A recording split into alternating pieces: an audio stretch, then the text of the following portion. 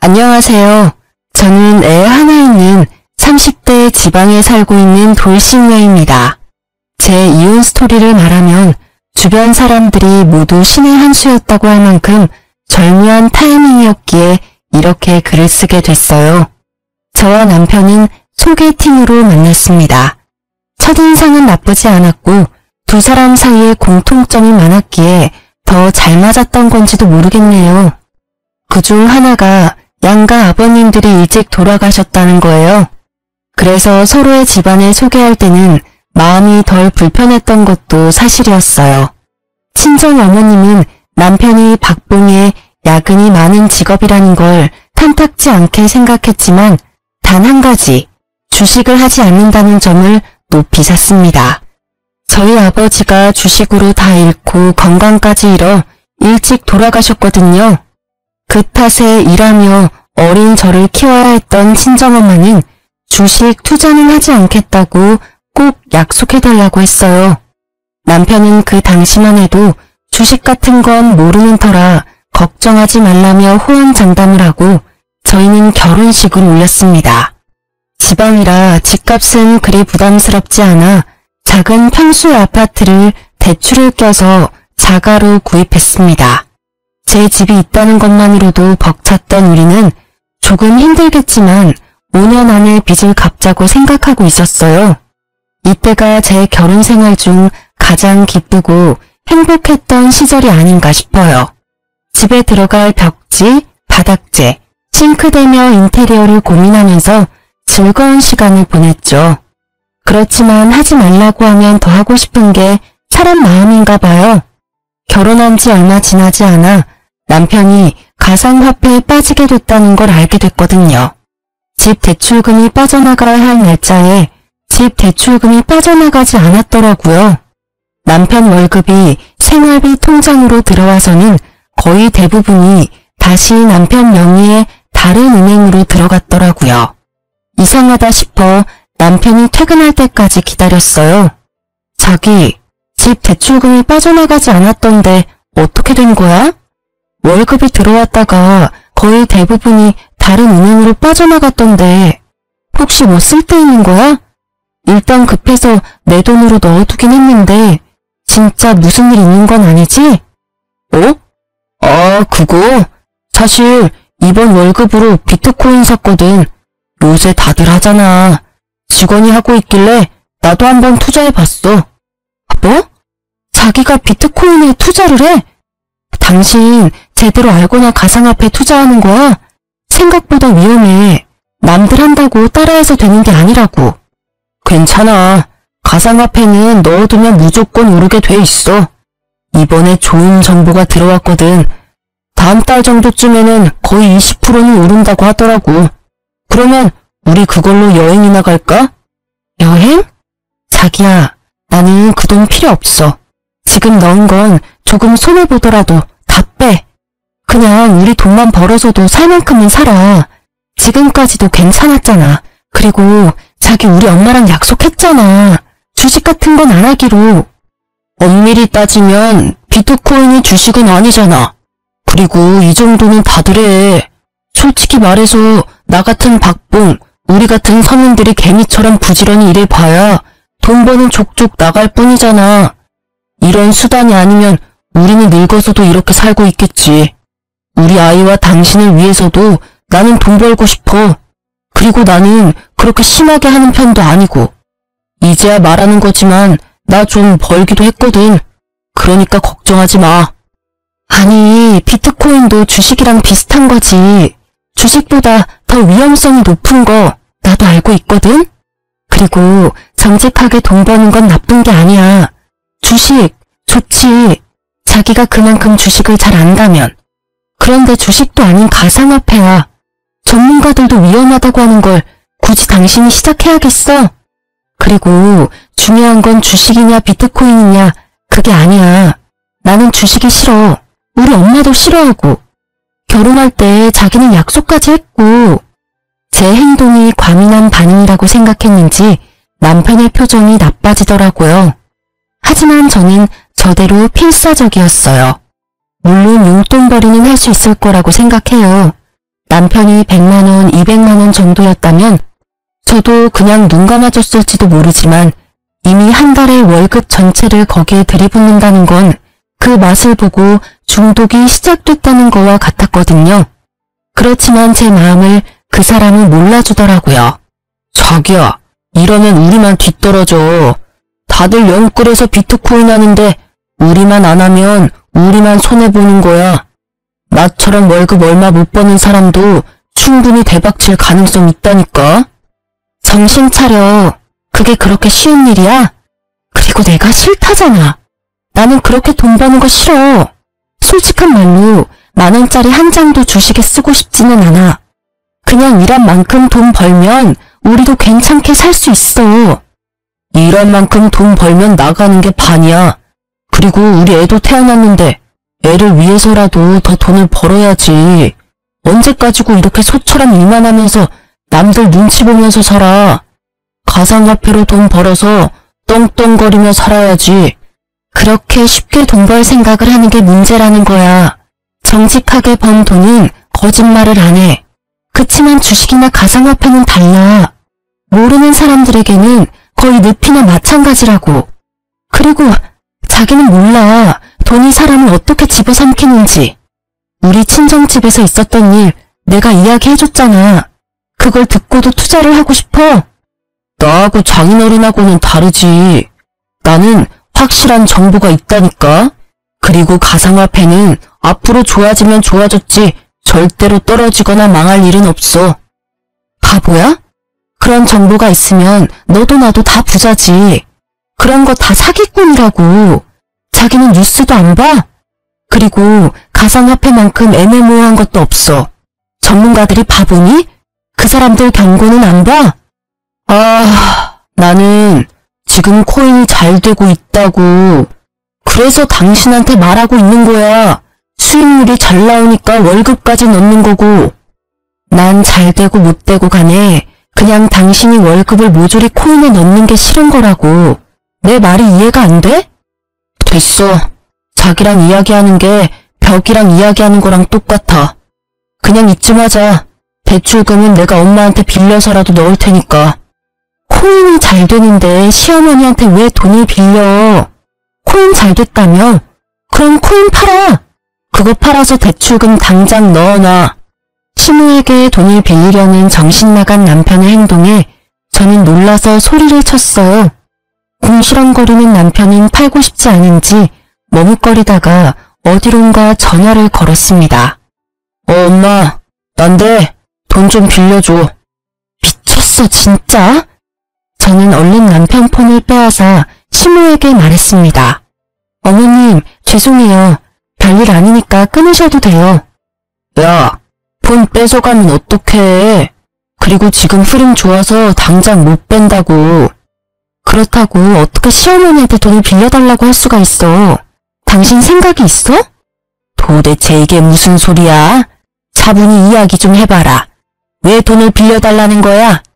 결국 시무의 물음에 저는 남편이 벌인 일을 이야기할 수밖에 없었어요. 시무가 남편을 말려줄 수도 있다는 생각을 잠시 했거든요. 물론 제가 잘못 생각한 거였지만 남자라면 주식도 할 수 있지. 안 그래? 다 제 가족을 위해서 하는 일이지 않니? 네가 이해해. 그렇다고 큰 돈으로 하는 것도 아닌데 왜 이렇게 호들갑을 떠는지 나는 모르겠구나. 어머님, 큰 돈 작은 돈이 중요한 게 아니에요. 월급의 거의 대부분을 가상화폐에 쏟아붓는다고요. 그거야말로 잘못된 거죠. 무슨 일이든 미천이 있어야 하지 않니? 그거라고 생각하면 네 마음도 조금 편하지 않을까? 무조건 남편 탓만 하지 말고 너도 잘 알아봐. 어머님, 주식은 절대 안 된다고 저희 엄마랑 이이랑 철석같이 약속했어요. 그런데 이렇게 주식에 손을 대다뇨. 그래서 애까지 낳았는데 이런 일로 이혼하게? 내가 언젠가 한 번은 말하려고 했는데 사돈도 그렇고 너도 그렇고 둘 다 그렇게 융통성이 없어서 어떡하니? 결혼 전에도 난리더니 아주 남편을 잡겠다 잡겠어. 그리고 네 남편이 바보도 아니고 주식으로 큰돈 날릴 사람처럼 보이니? 작은 돈으로 용돈벌이나 하려는 거겠지. 저는 그 말에 어이가 없었지만 일단 잠자코 들었어요. 우리 부부의 일에 시모까지 끼이면 일이 커질 것 같았거든요. 제가 받지 않겠다고 하는데도 시모는 결국 남편의 계좌로 돈을 붙여주겠다고 하고 전화를 끊었습니다. 결국 시모의 돈을 빌릴 수 있게 된 남편은 싱글벙글이었어요. 저놈의 머리털을 쥐어 뜯어서라도 코인을 말리고 싶었던 저는 친정엄마를 구원투수로 부르기로 했어요. 엄마, 김서방이 비트코인 투자한대. 어떻게 좀 말려봐봐. 내가 아무리 이야기해도 CR도 안 먹혀. 이번 달은 월급이 거의 다 들어간 것 같아. 아이고, 김서방 바꿔봐라. 내 단단히 일러둘 테니까. 남편은 제 전화에 기겁을 하고 나를 바라봤습니다. 저는 이렇게라도 남편의 생각을 돌리고 싶었기에 전화를 건넸어요. 결국 받지 않으려던 남편이 마지못해 전화를 받았죠. 장모님. 애엄마가 너무 호들갑 떠는 거예요. 진짜 별거 아니고 돈도 많이 안 들어갔어요. 그리고 주식 아니고 가상화폐라는 건데. 구구절절 핑계를 대려는 남편의 말을 친정엄마가 가로막았어요. 김서방, 주식은 절대로 시작하면 안 돼. 다른 사람들은 몰라도 내 사위인 자네만은 절대로 하면 안 되는 거야. 자네가 내 딸을 사랑한다면 더더욱 하지 말아야지. 딸애가 주식으로 아빠를 잃고 얼마나 힘들어했는데 월급을 다 넣는 건 투자가 아니라 도박일세. 그러니 제발 그만하게. 그렇지만 지금 수익률도 엄청 잘 나오고 있고 잘 성공하면 저희도 한 방에 크게 벌 수 있는 그런. 그만. 자네 이런 모습이 무서운 거야. 한 방에 크게 벌어? 그렇다면 한 방에 크게 잃는 일도 있다는 걸 알아야지. 그래도 지금 알았으니 다행이지. 수익률이 좋다니 지금 당장 돈 넣은 거 다 빼게. 그리고 다시는 투자할 생각하지도 말고. 예, 장모님, 알겠습니다. 그래도 장모님에 대한 존중이 있었는지 그만두겠다 대답은 잘하더군요. 하지만 전화를 끊자 남편은 제게 도리어 화를 냈습니다. 그런 말을 왜 장모님한테 한 거야? 장모님이 날 뭘로 알겠어? 약속이나 깨는 놈으로 생각할 거 아니야? 그럼 아니야? 지금 약속이나 깨는 사람이 됐잖아. 월급을 어떻게 다 비트코인에 투자를 해? 나 육휴 중이라 월급도 반으로 줄었어. 이 와중에 생활비까지 줄어들면 쌀밥만 먹고 살래? 우리 애를 좀 봐. 잘 먹고 잘 놀아야 할 이 시기에 돈 없어서 굶으면 보기 좋니? 왜 또 그렇게 이야기를 해? 어차피 이유식 기간 동안에 뭐 그리 많이 먹는 것도 아니구만. 이제 1살도 안 된 애가 뭘 안다고 이것저것 다 해주려고 해? 지금 좀 부족하게 살아도 좀 있으면 돈 더 벌 수 있다니까? 말이 안 통하네. 돈을 더 벌지 더 잃을지 어떻게 알아? 네가 신이니? 뭐라도 돼? 됐고, 이렇게 돈 벌어서 쓸데없는 일에 쓸 거면 내가 복귀해서 돈 벌게. 자기는 육아휴직 쓰고 집에서 애나 봐. 육아휴직 쓰면 월급 팍 줄거든? 월급 줄라고 그러는 거야. 내가 돈 벌면 내가 알아서 생활비 꾸리면 되는데 자기가 돈 벌면 생활비는커녕 대출금까지 비트코인에 다 투자할 것 같으니까. 그리고 내가 생활비 관리할 거니까 자기 육아휴직 급여 통장은 우리 생활비 통장으로 들어오게 해줘. 지금처럼 그냥 생활비만 넣을게. 대신 나머지 돈으로 나도 쓸 수 있게 해줘야지. 이렇게 막는 게 말이 돼? 누가 뭘 막아? 생활비 통장으로 사고 싶은 거 사. 대신 현금 출금이나 송금은 안 돼.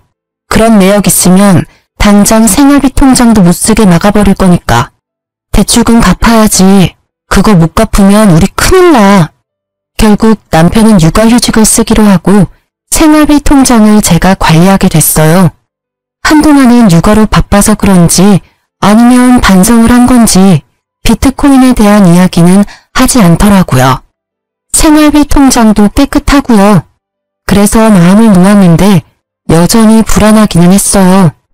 제 버릇 난 못 준다고 한 번 돈의 맛을 들인 남편님이 다시 코인을 찾을까봐 매의 눈으로 남편을 지켜봐야 했어요. 그렇게 시간이 지나면서 점점 남편이 정신을 차렸다고 생각하고 있었어요. 그렇지만 평화로움은 그리 오래가지 못했어요. 3달 정도 뒤부터 남편은 경조사비를 자주 요구하기 시작했어요. 처음에는 친구 결혼식, 그 다음은 돌잔치, 장례식 등등 갑자기 밀어닥치듯 경조사가 줄줄이 있더라고요. 경조사비야 저희도 다 돌려받을 거라는 생각이 있었기에 아낌없이 내어주었는데 이게 여러 건이 되니까 약간 쎄한 기분이 들더라고요. 그러던 중 시모에게 전화가 왔어요. 예, 오늘 내가 다른 사람이랑 부딪혀서 그 사람 스마트폰을 망가뜨리게 했지 뭐니. 내가 목돈이 없어서 그러는데 돈 좀 빌려주면 안 되겠니? 물어보니까 신형폰이라서 300만 원 정도 한다는데. 네? 무슨 폰이 그렇게 비싸요? 혹시 사기꾼 뭐 이런 건 아니에요? 어떻게 하다가 떨어진 건데요? 아니야. 폰만 떨어뜨린 게 아니라 상대방도 넘어져서 좀 다쳐서 병원도 가야 한대. 그래서 돈을 많이 부르네. 좀 해주면 안 되니? 내가 나중에 갚아줄게. 저는 시모의 말에 뭔가 의심스러웠지만 대놓고 의심할 수도 없어 일단 돈을 먼저 붙여주었어요. 이상한 마음이 들었지만 시모가 다친 게 아니라면 다행이라는 생각도 들었고요. 그리고 그날 저녁 남편이 애를 씻기러 들어가고 저는 식탁에 앉아서 밥을 먹으려는데 남편 폰이 울리더라고요. 대출금 상환 문자가 왔는데 발신인 번호가 제가 아는 은행 번호가 아니더라고요. 우리 집 대출금이 나가는 금융기관이 아니라 제2금융권이었어요. 처음에는 이게 무슨 대출금인지 몰라서 했는데 곧 그 문자에 제 머릿속이 분노로 가득 찼어요. 몰래 받은 대출금. 그 대출금이 생활비 통장으로 들어오지 않았다는 건 저 몰래 대출을 받아서 가상화폐를 한 것이 틀림없어 보였거든요. 저는 분노로 머리가 터질 것 같은 기분으로 욕실 문을 두드리며 남편을 불러냈어요. 야, 당장 나와봐. 갑자기 또 왜 이래? 야라니. 집에서 애 보느라 고생하는 남편한테 야가 뭐야? 그리고 애가 놀라 당신 목소리에. 됐고, 이 문자 뭔데? 대출금 상환 문자. 이게 뭐야? 내가 모르는 제2금융권인데 이 돈 어디로 갔어? 생활비 통장에 안 들어왔는데 이거 뭐 하는데 빌린 돈인데? 뭐? 이거 그게... 남편은 눈에 띄게 당황하더라고요. 그럴 수밖에 없겠죠. 서툴게도 제가 그 문자를 볼 수 있다는 생각조차 못한 것처럼 보였으니까요. 돈 어디다가 썼어? 바른 대로 말해라. 거짓말하면 나 진짜 당신 금융기록 다 뒤져서라도 찾아낼 거야. 그때는 이렇게 안 넘어갈 테니까. 설마 또 코인은 아니지? 추궁하는 제 말에 남편의 눈이 제 얼굴을 피하더군요. 딱 보니 감이 왔어요. 가상화폐에 또 넣었구나 싶었죠. 너 비트코인을 대출까지 받아서 하는 거야? 조용하다 했더니 뒤에서 아주 호박씨를 깠네. 나랑 엄마 속이고 또다시 손을 댔어? 그래, 대출금이 총 얼마야? 그게... 얼마 안 돼. 진짜로 코인 잘 되면 곧 다 갚을 거야. 그래서 얼마나 빌렸냐고. 5천만 원 정도. 신용대출이랑 차 담보 대출이랑. 뭐? 5천? 미쳐도 아주 단단히 미쳤어. 코인이라는 도박에 완전히 맛이 갔네. 말해봐. 비트코인 망했지? 네가 코인이 잘 됐으면 돈을 빌릴 턱이 없어. 뭐가 지금 안 풀리니까 돈을 빌렸을 거 아니야. 아니야. 처음에는 수익률이 좋았는데 요새 좀 나빠지고. 근데 그게 원래 나빴다 좋았다 하는 거라 좀 놔두면 또 오를 거야. 그게 오를지 안 오를지 자기가 어떻게 아는데. 수익이 안 오르면 거기서 멈추면 될 일이지. 왜 돈을 빌려서까지 코인을 해?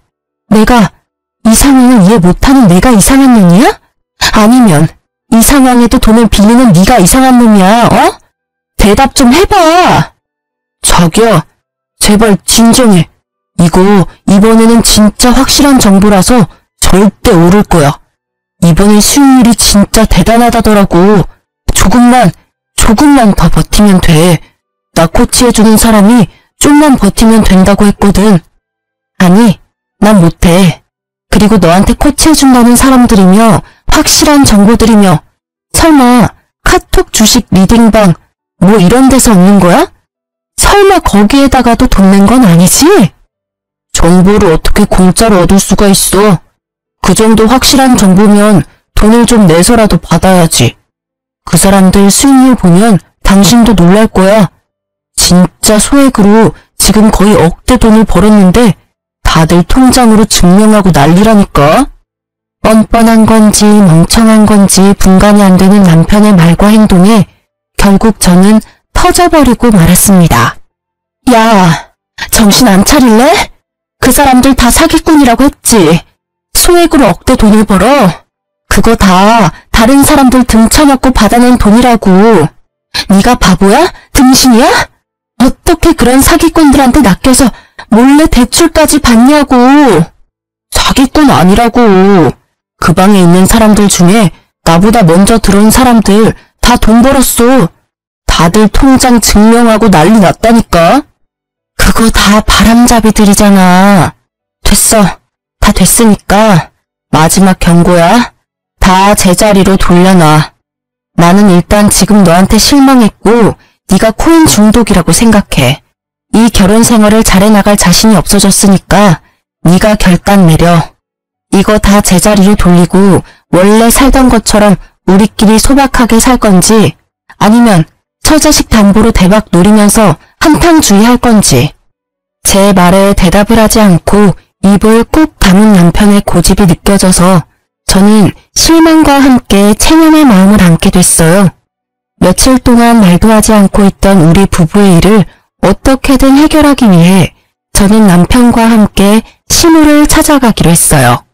남편이 대출까지 해서 코인을 한다는 걸 알면 시무가 말려줄 거라고 생각했거든요. 부모라면 말려주겠지.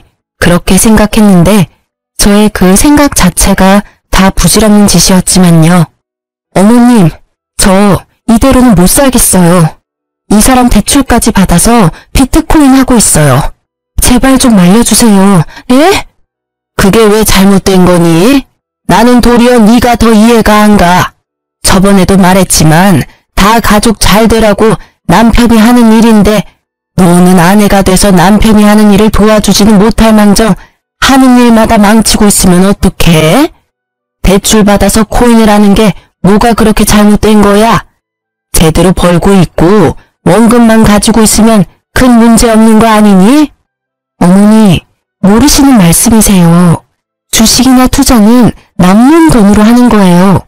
이렇게 있는 돈 없는 돈 다 끌어모아서 하는 건 중독이나 마찬가지라고요. 남의 돈, 공짜 돈 버는 게 얼마나 힘들고 무서운 일인지 모르세요? 다들 그렇게 벌고 있잖니. 그리고 위험하다는 걸 알고 있으니 전문가들하고 같이 하는 거겠지. 내가 해보니까 그게 도박이 아니라 건전한 주식이던데. 설마 어머님도 코인 하시는 거예요? 그래, 권유로 해봤는데 생각보다 벌이가 쏠쏠하더구나. 너희가 나한테 주는 용돈보다 더 벌어. 빼지 않고 계속 넣어놓고 있는 중이야. 이런 좋은 걸 넌 왜 안 하고 남편 탓만 하는 거니?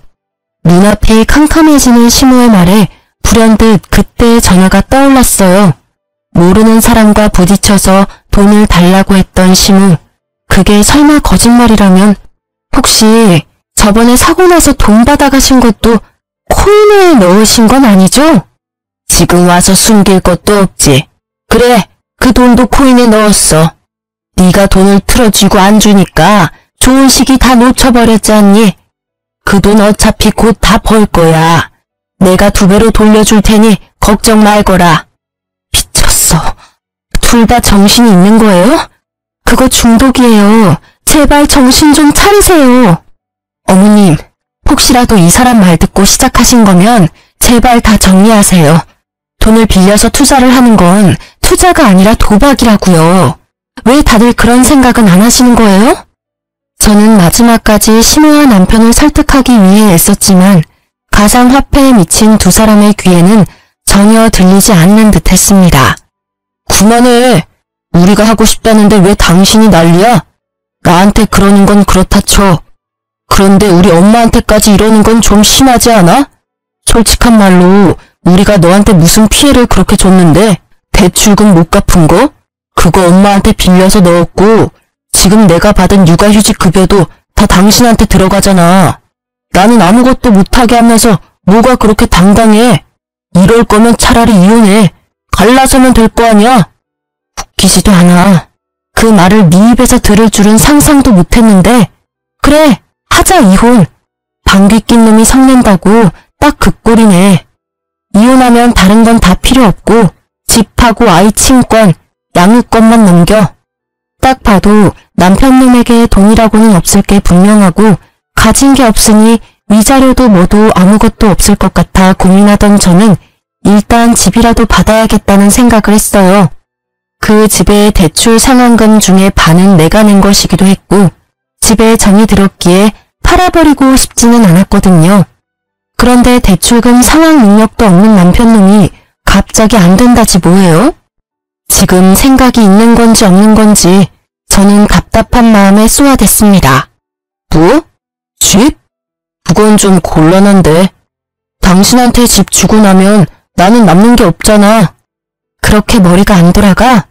당신 그 집 갖고 가서 대출금 매달 낼 자신 있어? 지금도 월급을 코인에 다 갖다 바치는 주제에 입만 살아가지고는. 어차피 팔면 대출금 빼고 나머지는 건질 수 있잖아. 설마 당신 그 돈이 자기 거라고 생각하는 건 아니지? 그 상환된 대출금에 내 돈도 반은 들어가 있고 그거 아니라도 이 이혼의 가장 중요한 논점은 당신 코인 중독이야. 와이프 모르게 대출받아서 그것도 여러 건을 반복해서 대출받아서 돈 생길 때마다 가상화폐 한 거 명백하게 당신 쪽에 문제가 있는 거라고. 그건 당신 생각이고 나는 중독 아니라고 몇 번을 말했지. 왜 사람을 계속 중독으로 몰아가는 건데. 그래야 네가 위자료 받을 수 있을 것 같아? 꿈 깨. 나는 아무것도 너한테 못 줘. 아니라고 생각하는 당신 머릿속에 꽃받친 거겠지? 그 쓸모없는 머리는 단순한 계산도 못하는 거야? 이런 가상화폐 중독은 친권과 양육권도 못 가져가. 합의가 아니라 소송하고 싶으면 해도 돼. 난 자신 있고 소송으로 가면 내가 받을 돈 더 많아질 거 예상하니까. 그래도 안 돼. 그 집 놔두면 집값 더 올라갈 건데. 그래? 그러면 네가 돈으로 해결해보면 되겠네. 나한테 돈이 어디 있다고 계속 돈 타령이야? 비트코인 팔면 되잖아. 좀 벌었다며. 그러니까 코인을 팔아서 나한테 위자료를 주면 되지. 그것도 재산은 재산이니까. 그건 절대 안 된다고 말했다. 놔뒀다가 가격 지금보다 더 올라가면 팔 거야. 그러면 무슨 돈으로 나한테 위자료 줄 건데? 퇴직금이라도 중간 정산할 거야? 퇴직금 이야기에 신호가 갑자기 우리 이야기에 끼어들었습니다. 예, 집은 언제 팔릴지 몰라. 그리고 집값은 어떻게 될지도 모르고. 팔아봐야 은행 대출 다시 돌려주고 나면 얼마 안 될 건데 그냥 집 줘버리고 합의 이혼해. 그게 속 편하겠다. 아이 친권과 양육권에 대해서는 입도 뻥끗 안 하는 두 사람의 모습이 너무도 가증스러워 치가 떨릴 지경이었어요. 어떻게 지 새끼 지 손주 생각은 하나도 안 하고 그저 돈. 이미 이때는 있던 정도 다 떨어졌어요. 그리고 퇴직금에 눈을 빛내는 두 사람을 보아하니 그거 빼서 코인 투자할 것 같다는 생각이 들었습니다. 결국 합의 이혼하게 된 저는 이후 절차에 따라 집을 제 명의로 바꾸었어요. 대출금의 압박이 있었지만 그건 생각해둔 바가 있었기에 크게 신경 쓰지 않았죠. 그렇게 명의 변경한 당일 저는 남편 짐을 모조리 싸서 시모 집으로 보냈어요. 남편은 뭐가 그리 급하냐고 역정을 냈지만 저는 두 사람 꼴도 보기 싫었거든요. 있는 재산 없는 재산 다 긁어모아서 코인에 투자하는 남편과 시모가 뭐가 좋다고 옆에 더 데리고 있고 싶겠어요. 남편부터 쫓아낸 저는 친정엄마를 저희 집으로 모셨어요.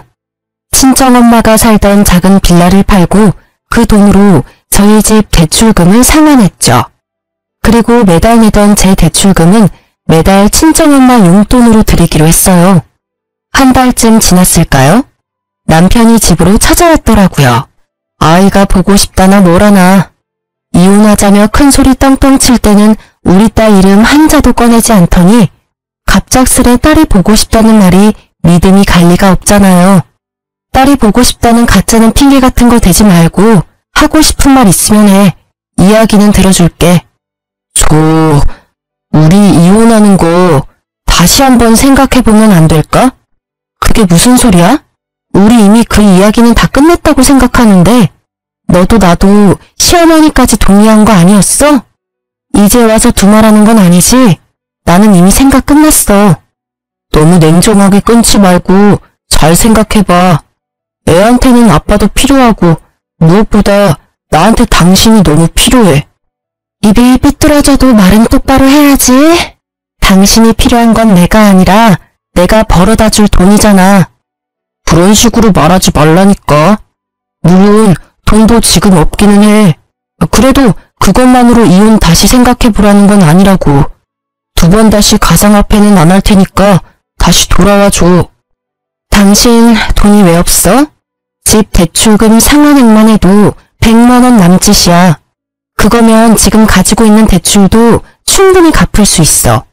게다가 퇴직금도 있잖아. 그거 받아서 대출 상환하면 끝이지. 그 꼴을 보니 그 돈도 다 가상화폐에 넣었겠네? 그게... 쭈뼛거리며 불쌍한 표정을 짓는 남편놈을 보니 딱 견적이 나오더라고요. 집어릇게 못 준다고 결국은 가상화폐에 다시 털어놓은 것 같았어요. 진짜 잘 되고 있었는데 이번에는 재수가 없었어. 내가 투자한 가상화폐가 갑자기 유의 종목이 돼서 결국은 하나도 못 건졌다 그거지? 이거 봐. 내가 뭘 했어? 사기꾼들 손에 놀아나지 말라고 했지. 됐어. 더 이상 이런 주제로 이야기하는 것 자체가 싫다. 다른 데 가서 알아봐. 매몰찬 제 말에 남편이 갑자기 무릎을 꿇더니 제 바짓가랑이를 붙잡고 늘어졌어요. 그 모습이 처량하고 딱한데 딱 거기까지였어요. 그러게 내가 말할 때는 들은 채도 안 하더니 결국은 이런 사달을 만들고서는 이제와 후회한답시고 나한테 다시 합치자고 하다니 뻔뻔한 것에도 정도가 있어야죠. 여보, 제발 나 딱 한 번만 살려줘. 빚도 빚이지만 생활이 안 되고 있어. 다시 돌아와주면 안 될까? 당신 나 사랑하잖아. 그렇지? 미안한데 절대 안 돼. 나는 이미 당신하고 연 끊기로 결정했어. 당신 입장에서는 내가 냉정하게 보일지도 모르는데 나한테는 이게 최선이야. 왜 내가 당신 뒤치다꺼리를 해야 해? 당신이 싼 똥 치우려고 내가 왜 일을 해야 해? 나도 내 인생, 내 행복 찾아가며 살 거야. 지금 당신한테 뭐가 있어? 빚뿐이잖아. 제발, 나 진짜 이번에는 잘할 거라니까. 절대로 손 안 댈 거라고 맹세해. 그러니까 사람 하나 살리는 셈 치고. 난 솔직히 당신이 여기 와서 이 난리치는 거 이해가 안 가. 당신 지금 사는 집도 시어머니 거고 집안일도 어머니가 다 해주실 거 아니야. 너는 돈만 벌어서 지금 대출금 다 갚으면 되는 거고. 뭐가 문제야? 사실 엄마도 내가 들어갔던 리딩방에서 준 정보로 투자했거든. 그리고 엄마 집도 담보로 대출까지 빌렸더라고. 근데 이건 정말 내가 시킨 거 아니야. 엄마가 그 정보에 혹해서 대출을 받아서. 이거 봐. 주식 같은 거에 중독되면 도박 중독이랑 똑같다고. 내가 뭘 했어? 친절하게 그거 사기꾼이고 그런 대박 정보 같은 거 없다고 했을 때 알아서 거기서 기어나왔어야지. 그저 한탕할 생각에 붙잡고 있으니 휴지 조각이 돼서 쪽박 찼잖아. 퇴직금은? 설마 당신 퇴직금도 거기 넣은 건 아니지? 퇴직금도 넣었어. 그치만 진짜로 다음번에는 안 그럴 자신 있어. 그때 상한가에 제대로 팔기만 했어도 이러고 있지는 않을 거라고. 너한테는 내가 입 밖으로 내는 말도 아까워. 다음번? 다음번에도 또 할 거면서 나한테는 다시는 손 안 댈 거라고? 에라이 나쁜 새끼야. 그래놓고 우리 아이 생각하라고? 아주 지랄을 해라, 어? 당신은 반성 같은 거 할 생각도 없고 하고 싶지도 않잖아. 어디서 거짓말을 하고 난리야. 아니야. 진짜로 마음 고쳐먹었다니까. 엄마랑 나 지금 생활비도 없어서 공과금 낼 돈도 없어. 그러니까 제발 우리 이혼 다시 생각해보자. 지금 장모님이랑 같이 살고 있는 것 같은데 다 같이 살면 되잖아. 우리 엄마는 당신 꼴도 보기 싫대. 엄마 충고도 무시하고 이런 짓을 벌인 주제에. 그래, 가상화폐 할 때는 우리 엄마 생각이나 했겠니? 아쉬우니까 와서 이러는 거 다 알아. 그리고 경고하는데 당신은 나한테 돈 빌리러 오면 안 되는 사람이야. 양육비 한 번이라도 못 받으면 지구 끝까지 쫓아가서 받아낼 거니까. 양육비 소리에 그놈의 얼굴이 새파랗게 질리더라고요. 여기 와서 이럴 입장이나 돼요? 저도 엄연히 돈을 받아야 하는 입장인데 말이죠. 내가 양육비를 받기 위해 충고해주는데 저녁에 일 마치고 투잡을 뛰면서 돈 마련하던지 해. 그렇게 하면 양육비 정도는 낼 수 있을 거야. 저의 친절한 해결 방법에도 그놈은 힘들게 돈 벌 생각은 없는지 입을 삐죽하게 내밀고는 시무룩한 얼굴로 나가더라고요.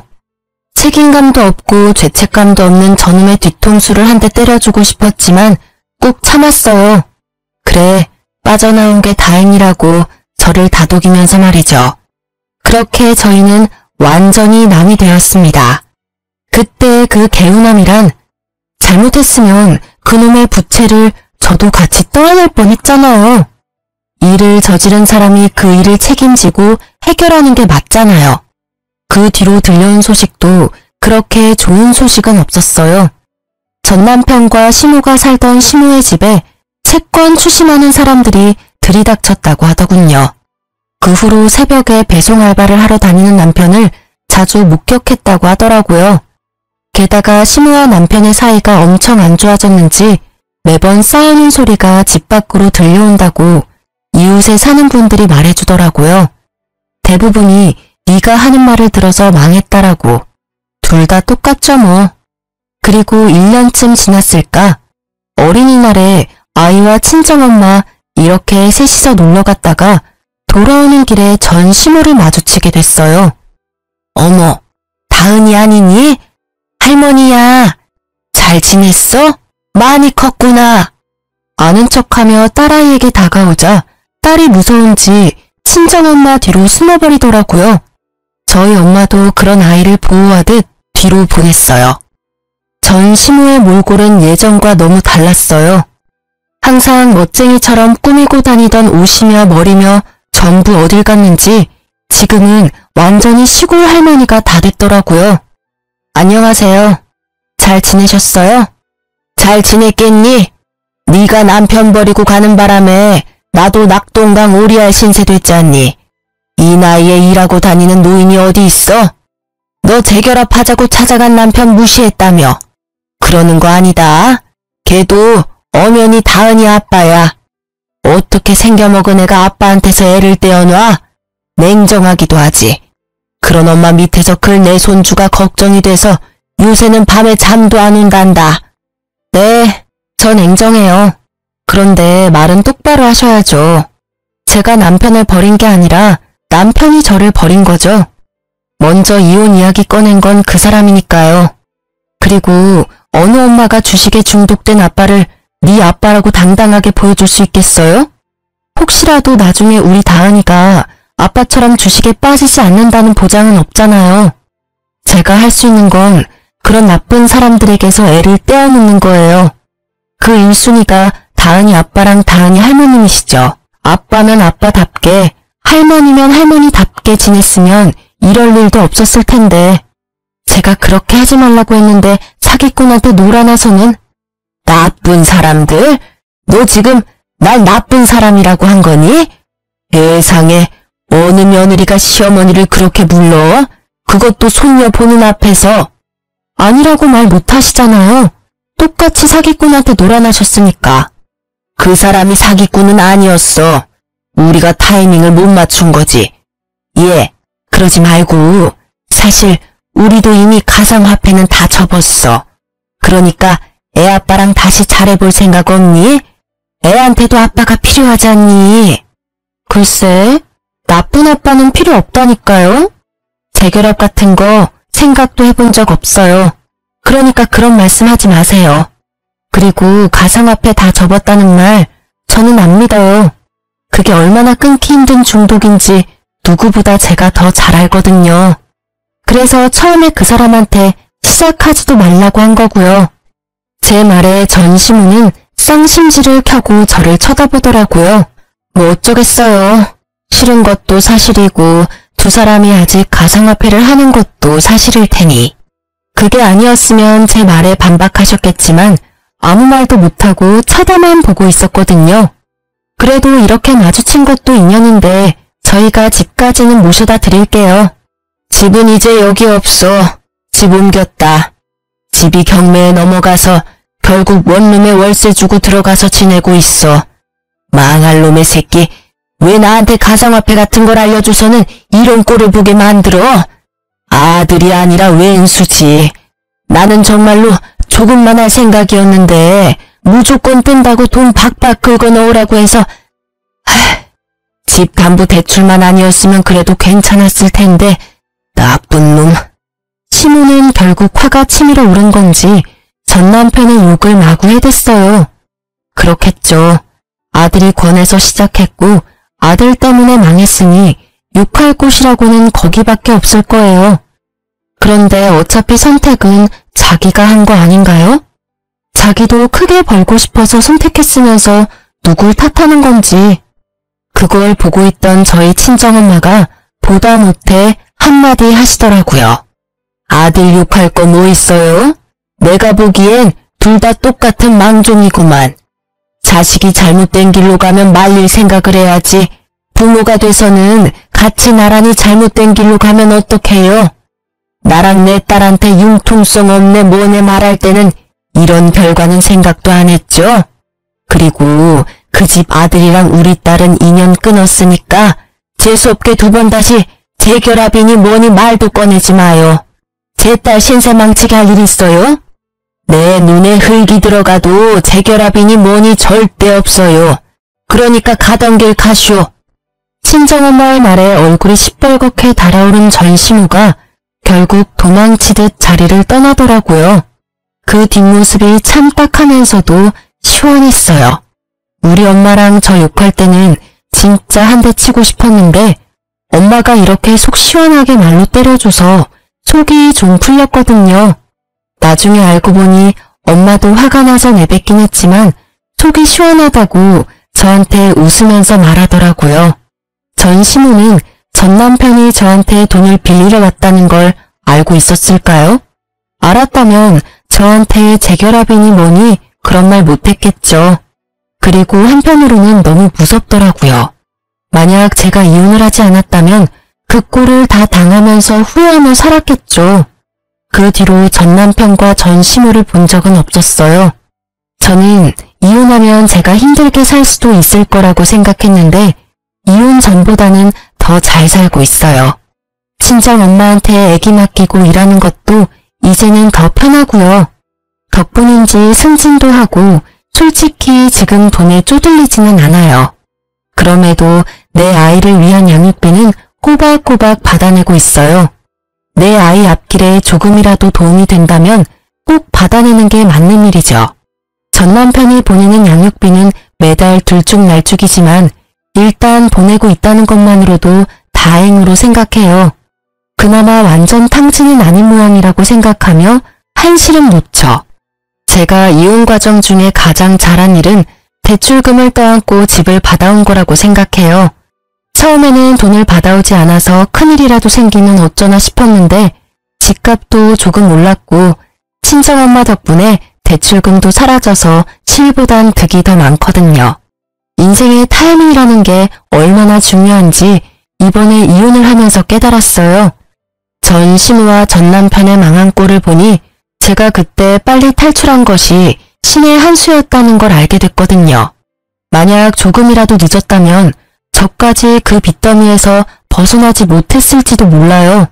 사연글을 쓰다 보니 정말 절체절명의 순간이었다는 걸 다시 한번 실감하게 되네요. 이렇게 긴 글을 읽어주셔서 감사합니다.